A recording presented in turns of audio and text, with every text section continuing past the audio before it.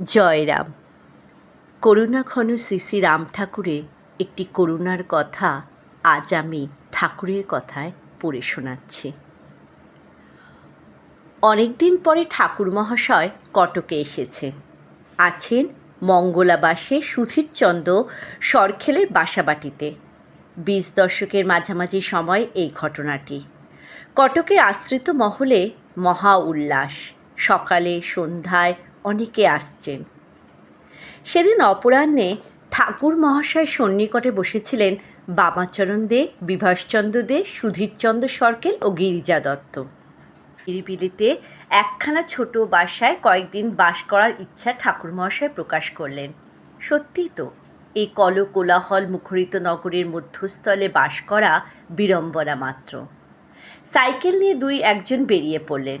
সন্ধ্যায় এসে একজন খবর দিলেন কটক শহরে এক প্রান্তে, যেখানে গ্রামের আবহাওয়া কিছুটা আঁচ পাওয়া যায়, একটা পল্লীতে বাসার সন্ধান তিনি পেয়েছেন। বাড়ির সামনে উন্মুক্ত প্রাঙ্গণ, সবুজ ঘাসে ঢাকা, ছায়া সুনিবিড়, কিন্তু ঘর মাত্র একখানা। শুনেই ঠাকুর মহাশয় সম্মতি জানালেন। পাছে তার তেমন কোনো অসুবিধা না হয় সেজন্য সকলে সরেজমিনে তদন্ত করতে গেলেন। পরের দিন ঠিক ঠাকুর মহাশয় ওই বাড়িতে বাস করছেন। একটা তক্তপোষের উপর পাতা ঠাকুর মহাশয়ের জন্য সামান্য একটু বিছানা, ঘরের কোণে 1 কলসি জল আর গোটা 2 কাচের গ্লাস।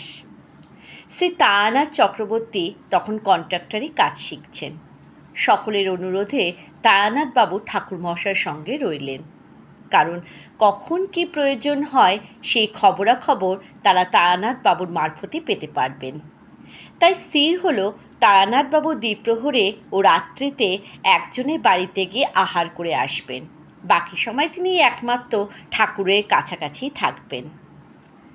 তারানাথবাবু সকাল বিকেল ঠাকুর মহাশয়ের ঘরখানিকে পরিষ্কৃত করেন, আর সকালে বিকেলে কন্দ মিষ্টি শরবত করে ঠাকুর মহাশয়ের হাতে তুলে দেন। পরে তিনিও প্রসাদ পান।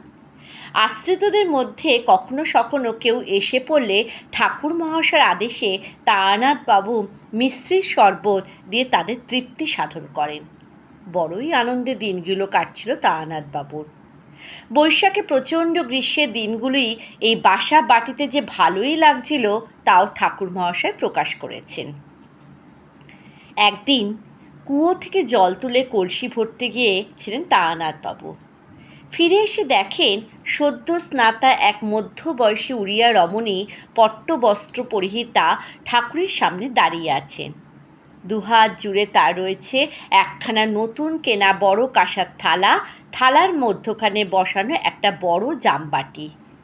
বাটিতে ভর্তি হরিদ্রাব দুগ্ধে এবং বাটিতে ঘিরে রয়েছে নানাবিধ ফল ও মিষ্টান্ন। ঠাকুর মহাশয়ের খাটের নিচে রয়েছে একটি একেবারে নতুন জলপূর্ণ কাঁসার গ্লাস। তখন উড়িয়া রমণীটি তারানাথবাবুকে অত্যন্ত কাতর কণ্ঠে জানালেন যে ঠাকুর মহাশয় এখন খেতে অনিচ্ছুক। পরে যেন তারানাথবাবু ফলগুলি কেটে দুধটুকু গরম করে ঠাকুর মহাশয়কে দেন। বলেই উড়িয়া রমণী ত্রস্ত পদে চলে গেলেন। কিছুক্ষণ পরে তারানাথবাবু প্রস্তাব করলেন ঠাকুর মহাশয়ের নিকট দুধ এখনো বেশ গরম আছে, সুতরাং এই সময় কিছু ফল কেটে দেবেন। না, এখন থাকুক বলে ঠাকুর মহাশয় তাকে নিরস্ত করলেন। তারানাথবাবু বারান্দায় পায়চারি করছিলেন। দেখলেন অতি বৃদ্ধা একটি ভিখারিনী করুণ কাতর কণ্ঠে একটি পাই পয়সা চাইছেন।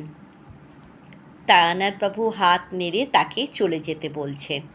আর এদিকে ঠাকুর মহাশয় শয্যার পাশে একটি জানালা, সেই জানালা দিয়ে তিনি ভিখারিনীকে স্পষ্ট দেখছেন আর 2 হাত দিয়ে ঘরে আসবার জন্য তাকে ডাকছেন। বললেন, আপনি ঠাকুর মহাশয় নিষ্কোপদ্রক, আমিও বেকার, একটা পাই পয়সাও যে ওকে দেব এমন সঙ্গতি আপনারও নাই আমারও নাই।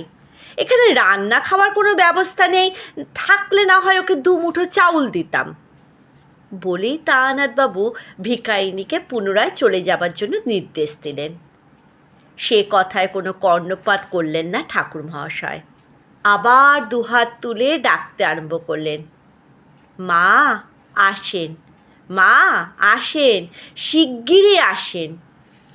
একজন বলিষ্ঠ যুবক নির্দেশ করছেন চলে যাবার জন্য, আর একজন বৃদ্ধ আকুল আহ্বান জানাচ্ছেন আসবার জন্য। ভিখারিনী কিং কর্তব্য বিমূঢ় হয়ে ক্ষণকাল দাঁড়িয়ে রইলেন। বিরক্তিতে তারানাথবাবু ঘর ছেড়ে একটু দূরে চলে গেলেন। সেখান থেকেই তিনি শুনছেন ঠাকুরমহাশয় কণ্ঠস্বর, আইলেন না মা, তাড়াতাড়ি আসেন। কম্পমান দেহটিকে ভিখারিনী অতি ক্লেশে টেনে আনল ঠাকুরমহাশয়ের সামনে।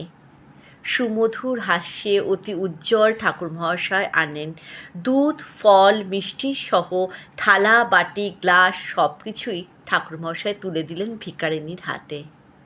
ভিখারিনী পরম প্রাপ্তির চরম আনন্দে দুর্বল পায়ে এগোচ্ছে, আর মাঝে মাঝে পেছনে ফিরে তাকাচ্ছে।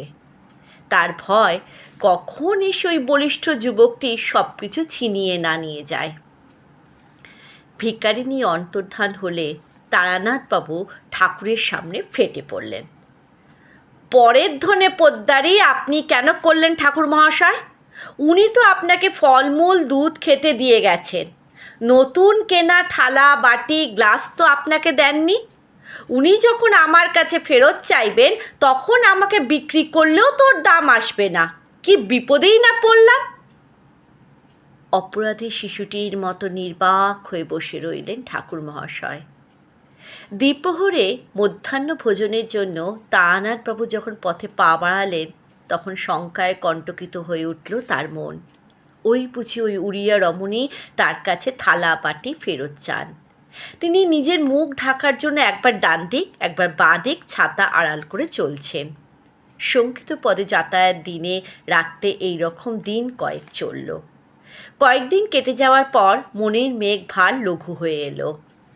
একদিন সকালবেলা মৃদু মধুর স্বরে ঠাকুর মহাশয় তারানাথবাবুকে বললেন, দান করা খুব ভালো, বিশেষ কইরা বৈশাখ মাসে। ওই মায়ের ভিক্ষা কইরা খাওয়াবার কি কোনো শক্তি আছে? ভয় না পাইয়া তার হাতে যা তুইলা দেওয়া হয়েছে তাতে মায়ের কয়েকটা দিন চলব। আপনার কিছু নাই, আমারও একই অবস্থা। সেই জন্য কি সুযোগ পাইলে ওনার কষ্ট দূর করার কোনো চেষ্টাই করুম না? ভয় পাইয়েন না, নির্ভয় হইয়া দান করিলে তিনি তার সহায় হন। কিছু কম বেশি 1.5 মাস ওই ঘরটিতে ঠাকুর মহাশয় নিরালয় বাস করেছিলেন। বলা বাহুল্য, ওই উড়িয়া রমণীটির দেখা তারানাথবাবুর দ্বিতীয় দিন আর হয়নি, এবং নতুন বাসনপত্র ফেরতও দিতে হয়নি। জয় রাম, জয় গোবিন্দ।